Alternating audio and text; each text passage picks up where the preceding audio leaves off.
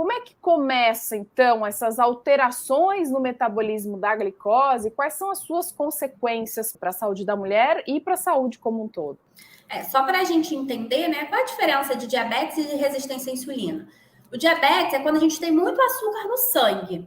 A resistência à insulina é quando, apesar de eu ter muita insulina, aquele hormônio relacionado ao diabetes, eu não consigo fazer uma metabolização adequada dessa glicose que está disponível lá no meu sangue.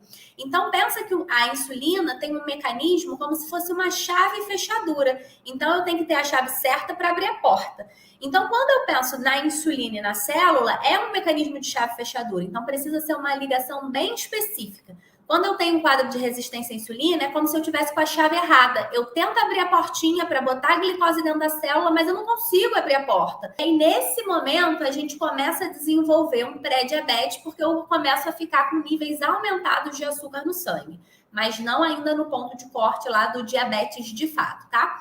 A primeira coisa que a gente vai pensar quando a gente está falando, né, de resistência à insulina, alteração do metabolismo, é a dieta.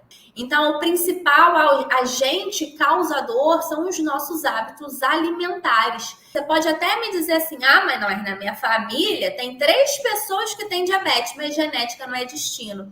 Acima da genética, a gente tem a epigenética. O que é a epigenética? É o ambiente que eu estou inserido, ou seja, são as minhas escolhas diárias. Nas minhas escolhas diárias entra o que eu escolho consumir todos os dias, porque a gente precisa ver o alimento como uma escolha e não como uma oportunidade.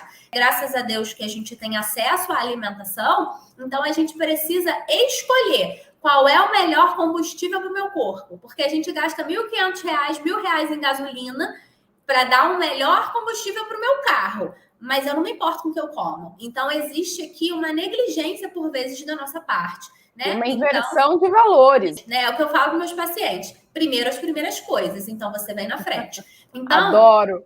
Quando a gente pensa na insulina, na resistência à insulina, no diabetes, a gente está falando de um consumo muito abundante de um grupo de macronutrientes chamado carboidrato.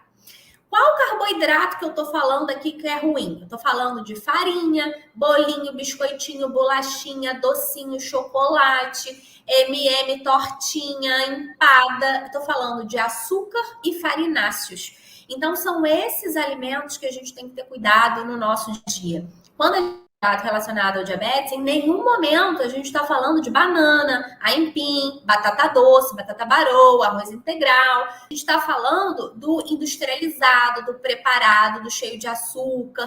Né? Então, para simplificar o raciocínio, antes de comer um carboidrato, você se pergunta, foi Deus que fez isso ou foi o homem? Se foi Deus que fez, tem na natureza. Legume, verdura, fruta, Deus fez. Então, ótimo, eu posso comer. Agora, se passou por um processo de industrialização, veio dentro de uma caixinha, ou se é um alimento super rebuscado, cheio de creme, cheio de açúcar, cheio de massa, aí a gente já tem que pensar 2 vezes e escolher quando comer. Porque não é que não possa comer, eu tenho que escolher quando eu vou comer aquilo. E quanto? Quando e quanto, verdade.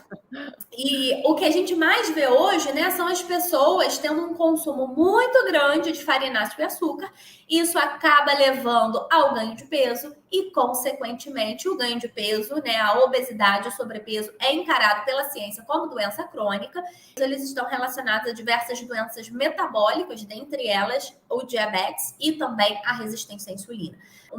2 coisas importantes que eu falei aqui. Escolher o tipo de carboidrato que eu consumo. E a segunda coisa, gerenciamento do peso. Né? Então, aqui a gente não está defendendo um padrão inalcançável de corpo. Aqui a gente sugere que você tenha cuidado com você e que você seja a sua melhor versão dentro do que você pode ser. Então, é ser o seu melhor dentro do que você pode ser. Ninguém está falando do corpo X ou Y. Eu estou falando para você ser o seu melhor. E buscar a saúde em primeiro lugar. Que aí o peso ideal, eu acredito que venha como consequência.